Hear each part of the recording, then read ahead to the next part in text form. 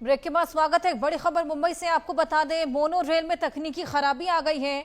तकनीकी खराबी की वजह से वडाला में मोनो रेल रुक गई है। बीच रास्ते में मोनो रेल रुक गई, जिसके चलते खासा परेशानियां लोगों को झेलनी पड़ी है। वडाला में ये मोनो रेल रुक गई, जिसके चलते खासा परेशानियां लोगों को देखने को मिली और कोई टेक्निकल ग्लिच जिसके चलते ये मोनो रेल जो कि खराब हो गई है, रुक गई है। वडाला में ये रुकी और लोगों को खासा परेशानियां। हालांकि इसकी रिपेयरमेंट का काम लगातार जारी। तकनीकी खराबी इसकी वजह बताई जा रही है। मुंबई में मोनो रेल में ये टेक्निकल ग्लिच, तकनीकी खराबी, जिसकी वजह से वडाला में ये मोनो रेल जो कि रुक गई है। बीच रास्ते में ही ट्रेन रुक गई।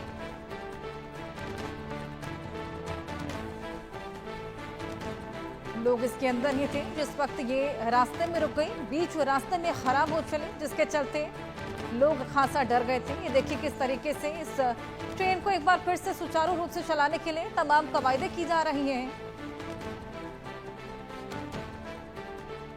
मोनो रेल जो कि मुंबई में चलती है और हाइट पे ये बनी होती है, जिसके चलते इसके रिपेयरमेंट का काम भी खासा मुश्किल हो जाता है। इसी में ये टेक्निकल ग्लिच आया है। वडाला में बीच रास्ते में ही रुक गई और देखिए किस तरीके से इसके रिपेयरमेंट के काम को लगातार चलाया जा रहा है। हालांकि जो लोग अंदर मौजूद थे उनको बाहर निकाल लिया गया और उसके बाद रिपेयरमेंट का काम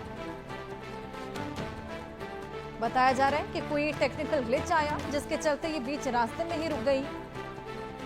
ये स्टेशन तक पहुंची भी नहीं थी और बीच रास्ते में टेक्निकल ग्लिच के चलते खराब हो चली और बीच रास्ते में रुकने की वजह से लोग भी खासा डर गए थे।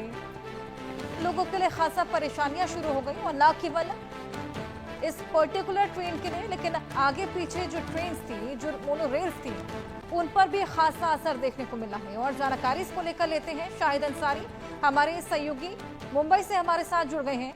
शाहिद, ये मोनो रेल बीच में रुक गई है, क्या अभी तक इसका रिपेयरमेंट हो पाया है? क्या कुछ हुआ, कहाँ ये रुकी थी और क्या लोगों को उस वक्त बाहर निकाल लिया गया? जी हर्षा, अभी देखिए कुछ दिन पहले ही, बहुत ज्यादा नहीं, मुश्किल से जो है 20 दिन पहले हुआ था कि शाम के वक्त रुक गई थी और आज भी वही हाल हुआ। तकरीबन 7 बजे के आसपास की बात है।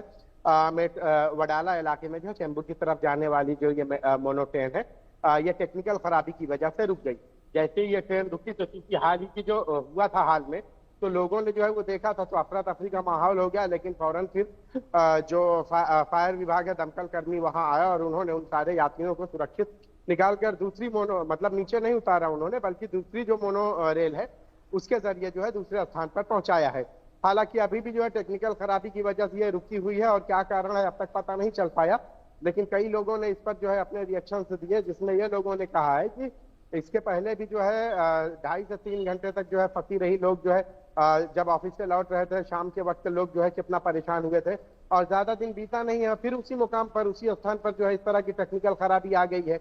हालांकि जो लोग हैं, मुसाफिर हैं, वो लोग जो है बहुत ज्यादा परेशान हो गए थे, क्योंकि पिछली बार जब हुआ था तो आपको मैं बता दूं कि इतनी देर तक बंद थी कि अंदर के हिस्से में जो है घुटन सी महसूस होने लगी थी कि अंदर एसी वगैरह सब बंद हो गया था। तो सफोकेशन की वजह से कई लोग जो है परेशान हो गए थे, कई सीनियर सिटीजन भी थे। आज भी कुछ इसी तरह की स्थिति थी, लेकिन ये अच्छा हुआ कि इतना इंतजार लोगों को करना नहीं पड़ा और जो दमकल विभाग है उन्होंने जो है फौरन उन्हें उसमें से निकाल कर दूसरी जो उसी रूट पर जो है दूसरी जो मोनो रेल जा रही थी उसमें जो है लोगों को शिफ्ट किया गया, ताकि लोग जो है अपने मुकाम पर पहुंच जाएं।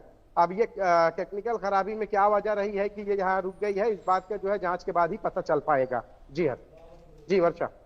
बिल्कुल शाहिद, आप हमारे साथ बने रहिए। ये वाकई बेहद सीरियस कंसर्न है, जिस तरीके से आए दिन ये टेक्निकल ग्लिच देखने को मिल रहे हैं और लोगों को वाकई बेहद ज्यादा परेशानियां इसकी वजह से झेलनी पड़ती हैं। लेकिन एक और बड़ी खबर हम अपने दर्शकों को देते हैं, आज मॉनसून की वापसी हो सकती है।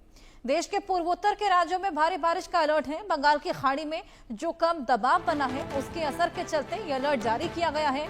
ओडिशा हो, महाराष्ट्र हो, यहाँ पर भारी बारिश की चेतावनी। वहीं तटीय आंध्र प्रदेश और यनम में भी भारी बारिश देखने को मिलेगी। छत्तीसगढ़ में 16 सितंबर